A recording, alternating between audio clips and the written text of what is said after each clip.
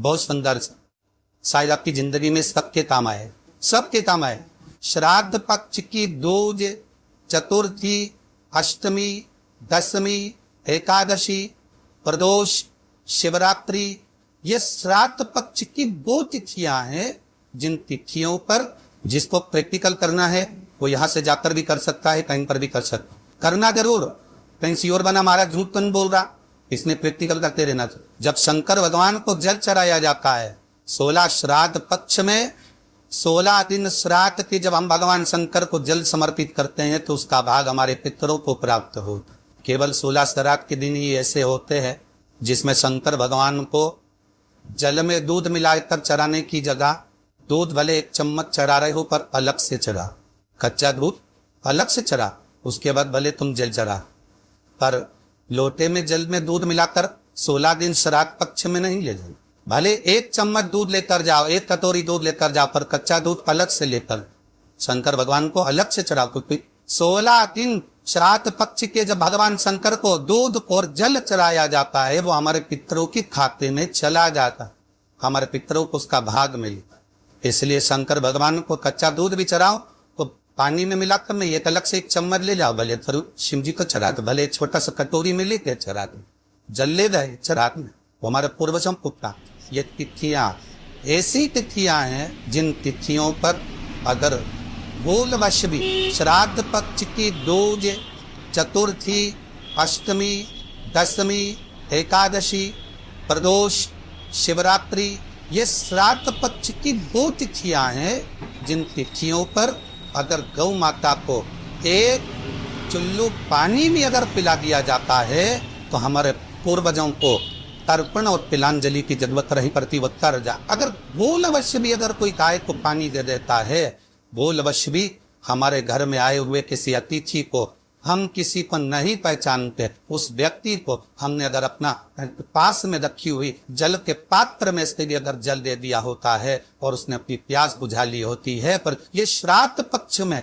इसका फल 1000 लाख गुना होगा। जिस बालक बालिका का जॉब नहीं लग रहा हो, सर्विस में नहीं लग रही हो, नौकरी नहीं लग रही हो, जगह पहले करते थे जॉब अब छूट रही, 2 साल हो गए, 3 साल हो गए, सर्विस में नहीं लग रही हो, बहुत प्रयास कर लिया हो, बहुत प्रयास, तो महाराज काली तिल्ली को पीस कर उसको जल के पात्र में डालकर अपने घर के मटका परिंदा पितरों का जो स्थान होता है, जलाशय होता है, उसके पास में एक पात्र में रख दीजिए कि बेलपत्री या बट का पेड़ या पीपल का पेड़ इस वृक्ष के नीचे 1 रात्रि तक रखे रहने के बाद में दूसरे दिन अपनी कामना कर जिनका जॉब नहीं लग रहा, सर्विस नहीं लग रही, नौकरी नहीं लग रही या कहीं उलझने उत्पन्न हो रही है, उस व्यक्ति को हाथ में ले जाकर उस पात्र का जल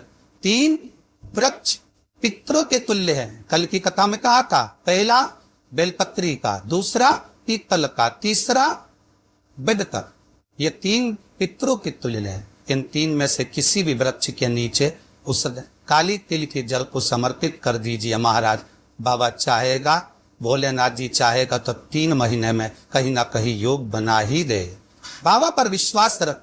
श्राद्ध पक्ष में महाराज पीपल के पेड़ के नीचे मात्र काली तिल्ली का पानी ही डाल देने से पितृदोष का निवारण हो जाता। किसी लड़के की लड़की की विवाह शादी नहीं हो रहा हो, मंगल विवाह नहीं हो रहा हो, पानी के लोटे में थोड़ा सा काला तिल डालकर श्राद्ध पक्ष में पीपल के पेड़ के नीचे चढ़वा दीजिए महाराज। पितरों की शांति होती है, घर में मंगल कार्य होता है, मंगल कार्य हो जाता, पितृदोष का निवारण होता है। बहुत रोग हृदया, ऐसा लग रहा है कि बहुत बड़ी बीमारी शरीर में आ गई है, वो मिट नहीं रही, बीमारी बहुत बड़ी है, नहीं जा रही। सरसों का फूल भगवान शंकर को चढ़ाना प्रारंभ कर। सरसों तो आप अपने घर के अंदर भी बो सकते हो, उसमें पीला फूल ही जाता है। शिव जी को चढ़ाना चालू कर तो बीमारी समाप्त होना प्रारंभ। घर में शांति नहीं है, लक्ष्मी तो है, परिवार भी छोटा है पर शांति नहीं। जब देखो जब किसी ना किसी का मुंह चलता रहे, क्रोध में बोलते रहे, शब्दों के तीर चलते रहे, शांति नहीं है। प्रयास करिए, श्राद्ध पक्ष में थोड़ा सा कोई सुगंधित पदार्थ, इत्र आदि, पानी के मटके के पास, परिंदे के पास में, जलाशय के पास में उस इत्र को थोड़ा सा कोई रूई में रखकर छोड़ दीजिए। घर में कभी क्लेश नहीं हो सकता, शांत का माहौल हो जाए। पितृ पक्ष में किया जाए। और एक बात और अच्छे से ध्यान रखिएगा, आप ब्राह्मण को भोजन कराएं ना कराएं, आपने धूप छोड़ी ना छोड़ी वो पता नहीं, गाय को रोटी दी ना दी, श्वान को भोजन दिया ना दिया, कौवे को भोजन दिया ना दिया, चलेगा। पर प्रदोष काल में, प्रदोष के समय पर, प्रदोष काल में शाम के समय पर जाकर किसी भी नदी, तालाब, बावड़ी, कुआं, कहीं ना कहीं जो आपके पास में हो, वहां पर एक घी का दिया, बत्ती का मुंह दक्षिण की ओर कर कर अवश्य जला करा जाना। सारे पितृदोष समाप्त हो जाए, सारा पितृदोष समाप्त।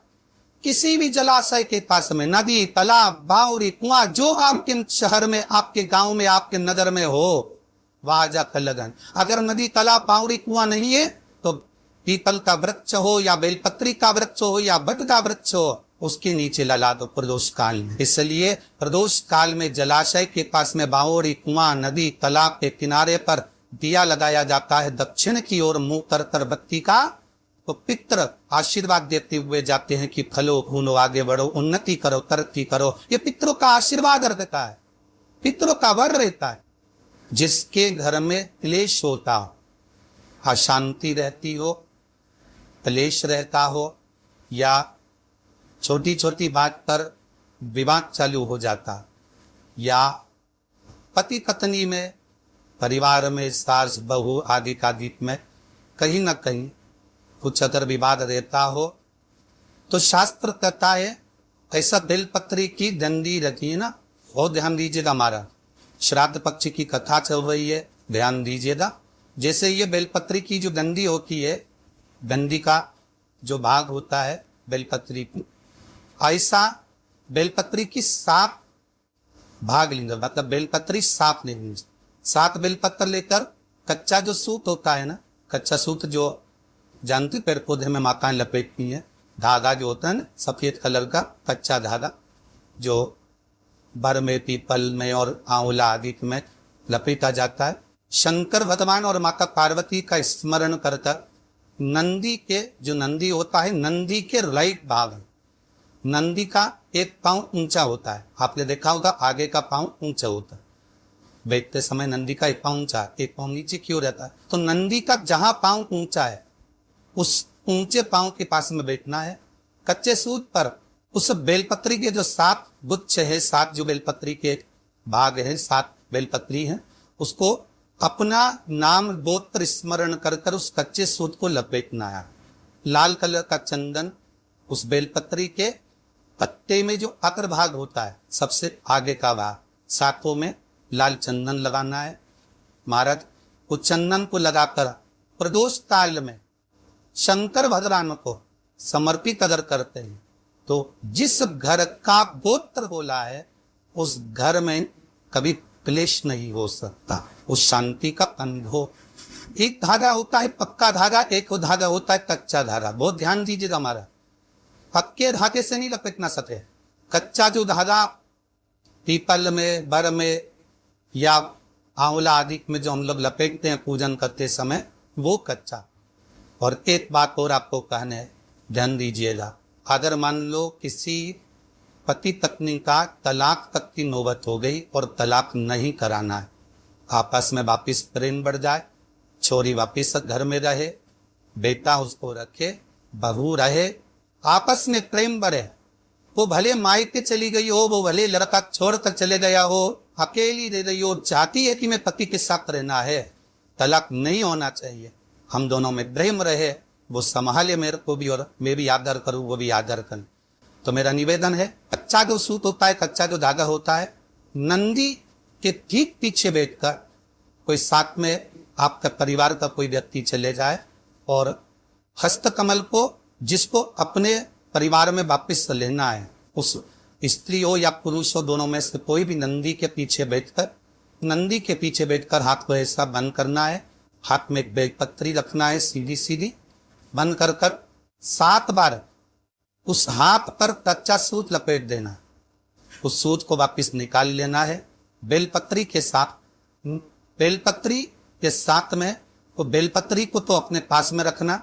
सबसे पहले माता पार्वती का जो हस्त कमल ऐसा होता है शिव मंदिर में, उस हस्त कमल में वो सूत जो आपके हाथ से निकला है उसमें डाल देना है, माँ जगत जननी से प्रार्थना कर कर। और जो बेलपत्री आपने संबंध को जोड़ने के लिए अपने हाथ में ली है वो शंकर भगवान के कटी भाग में, फिर निवेदन करूंगा कटी भाग को समझ लीजिए। ये शिवलिंग रखा है, जहां पर शंकर भगवान का शिवलिंग माता पार्वती जी के हस्त कमल पर जो शिवलिंग रखा है ये भाग कटी भाग कहलाता। इस जगह पर जहां शंकर और पार्वती का मिलन हुआ है उस जगह पर उस बेलपत्री को रख देना। महाराज ज्यादा से ज्यादा 3-4 महीने लगते हैं, दोनों में वापिस प्रेम बढ़ जाता है, दोनों एक हो जाए। तलाक तक बात चल भी रही हो तो तलाक समाप्त हो जाए। सही जितने भी विश्व का भाई बहन बड़े घावों से जिगली ज्यादा आप लोग व्हाट्सएप पे इसको भेज सकते हैं, लिंक शेयर कर सकते हैं, लिंक शेयर करें और इस कथा को कथा का लाभ अपने जीवन में उतारिएगा, अपने जीवन को धन्य बनाइएगा, अपने जीवन को धन्य बनाइएगा। सभी को साधुवाद, हर हर महादेव, जय श्री कृष्णा, जय गोपाल।